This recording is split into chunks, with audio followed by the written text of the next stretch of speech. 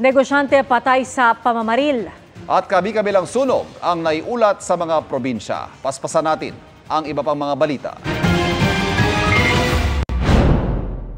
Babaeng negosyante sa Isulan, Sultan Kudarat, patay sa pamamaril. Ayon sa mga otoridad, sakay ng kotse at paalis na ng bahay ang biktima ng pagbabarili ng dalawang lalaking nakamotorsiklo noong Biyernes.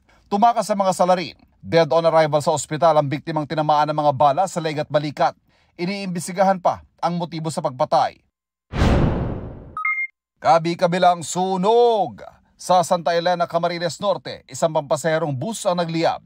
Wala namang nasugatan sa sunog na inaalam pa ang sanhi. May nasunog ding compound ng Home for the Blind sa Bacolod City. Nadamay ang 5 bahay, kaya nasa 29 na pamilya ang nawala ng tirahan.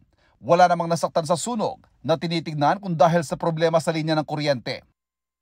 Mga kapuso, patuloy na tumutok sa mga balita. Mag-subscribe sa GMA Integrated News sa YouTube. Sa mga kapuso abroad, samahan niyo kami sa GMA Pinoy TV at www.gmanews.tv.